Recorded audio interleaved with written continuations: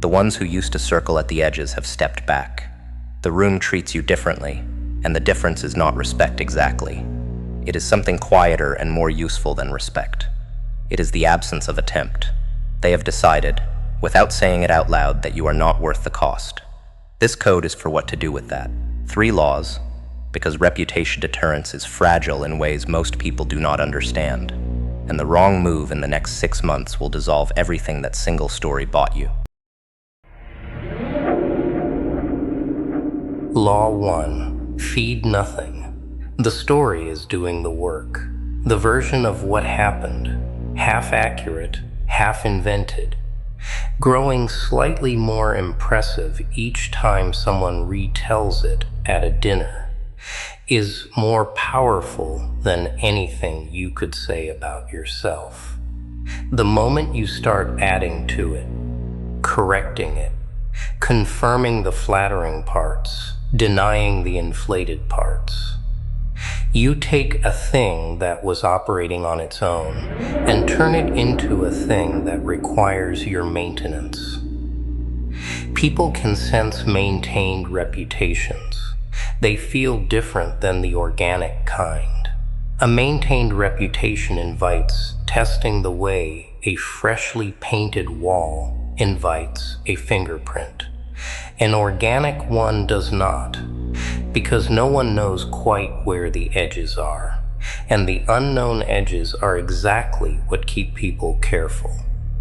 So when someone brings it up, at the bar, in the meeting, in the group chat, you do not engage. You shrug. You change the subject. You let the silence be the most interesting thing you contribute. The silence is what keeps the story alive. The deeper version of this law is that any visible enjoyment of your own reputation is the fastest way to cheapen it. The people who carry genuine deterrence around them treat it as if they do not know it exists. They do not reference the moment that built it. They do not laugh knowingly when others reference it. They do not let their face change at all when the story enters the room. The signal you want to send, without ever saying it, is that what happened was nothing, that it was a Tuesday, that it was unremarkable, that the person who was on the receiving end was not particularly memorable to you, and the moment did not register as a victory, because victories of that size do not register. That message lands harder than any boast could land, because the witnesses fill in the rest themselves, and the version they fill in is always more frightening than the version you could supply. Stay bored about it. Boredom is the amplifier. Law 2. Keep the edge. Reputation deterrence has a shelf life.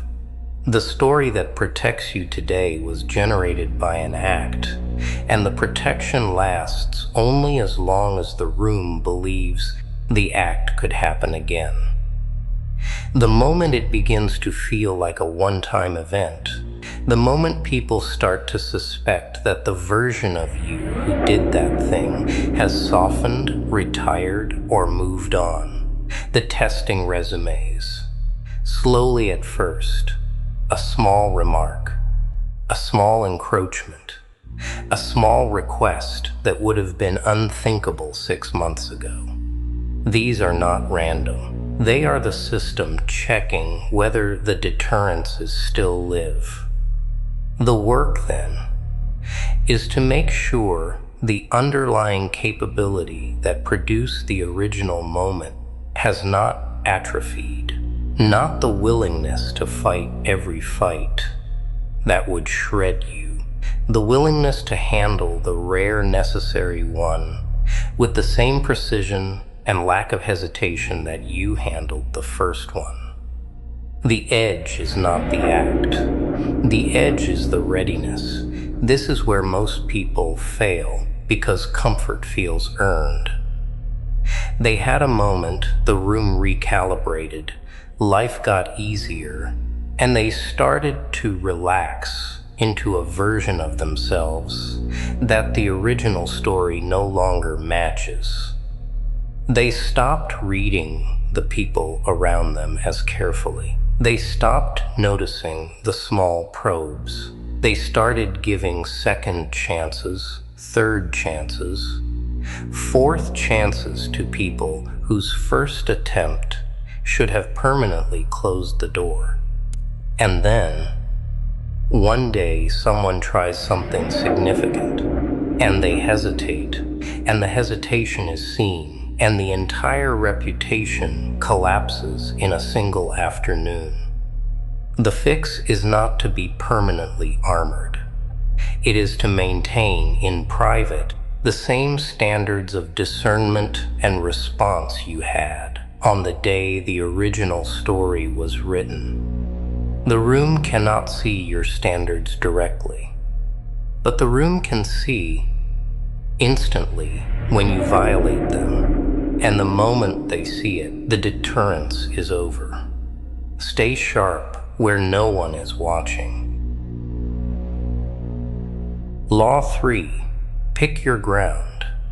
The third law is the one that determines whether your reputation continues to grow or quietly burns itself out.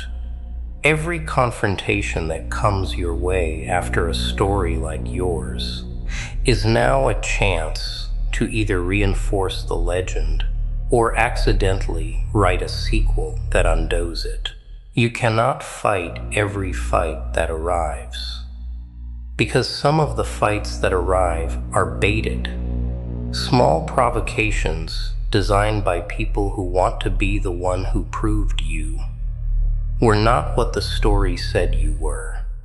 If you swing at all of them, you reveal that you are still managing your reputation rather than embodying it. If you swing at none of them, the room eventually concludes that the original moment was a fluke. The discipline is to choose. To know in advance which kind of provocation deserves the full response, and which kind deserves a look and a turn of the shoulder. This judgment is the whole game now. Most of what comes at you in this phase should be ignored entirely. Not with visible restraint, which still reads as engagement, but with genuine disinterest. The colleague who is testing the waters, the relative who is poking at old wounds, the stranger who is performing for an audience. None of these deserve the version of you that the original story made famous. You preserve that version for the rare, real moments when someone crosses a line that actually matters. A line involving people you protect, work you have built, principles you have organized your life around. When that moment arrives, you respond with the same calm finality you used the first time, and the story regenerates itself for another year. The skill is not in the fighting. The skill is in the picking.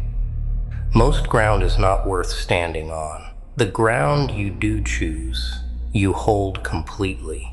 The position you occupy now was bought with one moment of clean action, and it can be sold back cheaply by months of careless ones. 3 laws: feed nothing, keep the edge, pick your ground, and the deterrent stays live without ever needing to be exercised again. The people who used to test you will continue not testing you. The people who watched it happen will keep telling new people. The story will outlive the memory of what actually occurred, and you will walk through rooms protected by a version of yourself that you no longer have to perform. That is the whole reward. That is the whole code. Walk quietly. Let the story do the work. Do not interrupt it.